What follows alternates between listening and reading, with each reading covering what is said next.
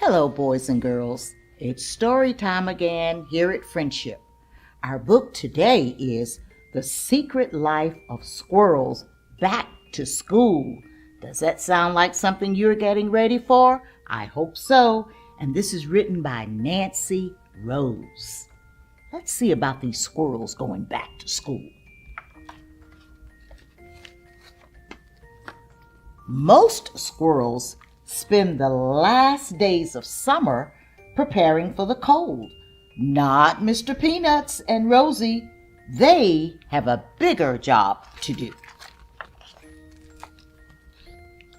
School starts tomorrow, and Rosie needs to get her classroom ready. She is so excited, and also she's a little nervous.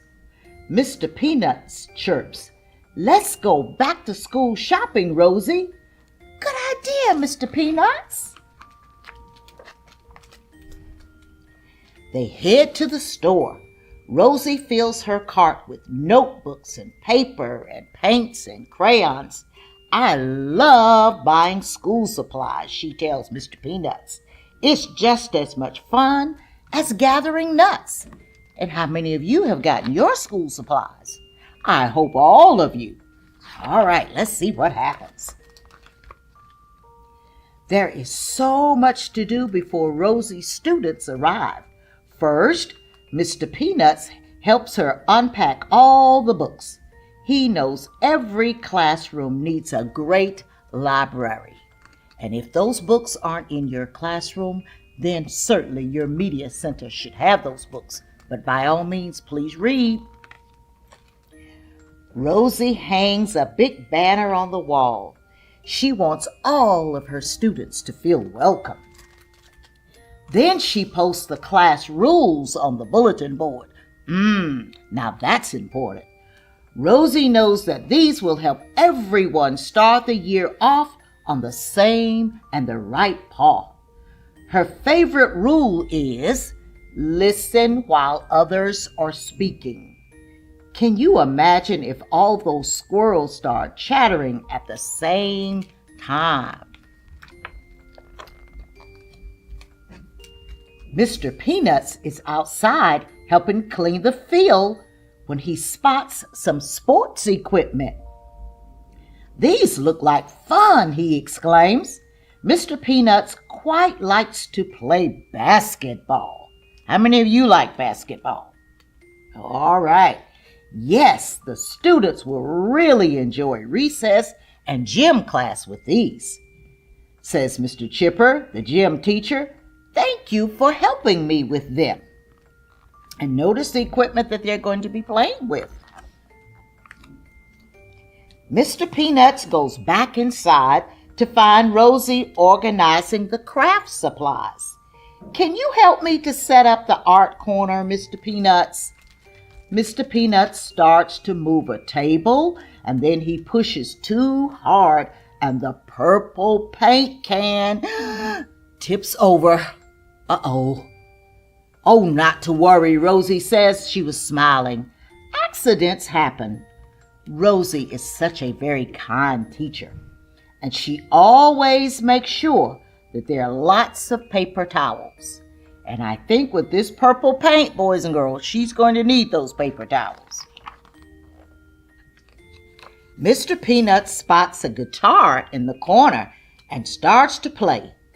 "You should join my class for a sing-along one day," said Rosie. "It would be such a treat." I would be happy to," said Mr. Peanuts. He is really a talented musician. Rosie is too, of course. She plays the xylophone beautifully, and she likes to teach the song, "I Had a Little Nut Tree," to the young squirrels. That's a perfect song for those squirrels. After all that work, their stomachs were growling. "Time for lunch, Mr. Peanuts," and Rosie headed outside to find a picnic table in a nice shady spot. "The playground won't be quiet for long," Rosie says. "It will be full of happy chatter tomorrow." After lunch, Mr. Peanut says, I'm going to drive the bus route, so I'd better practice now. He makes double sure that he knows where all the new students live. Wait, Mr. Peanuts. That's not how you steer the bus. Is that how you watch for traffic? Take a look at him, boys and girls. Oh, I hope he doesn't drive the bus like that tomorrow. Do you think you could help him? Let's see if they do anything. Meanwhile, Rosie tidies up the community garden.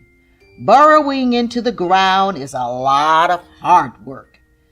What seeds should she buy for the students to plant for this year? Rosie gets back to rearranging her classroom and unpacking boxes.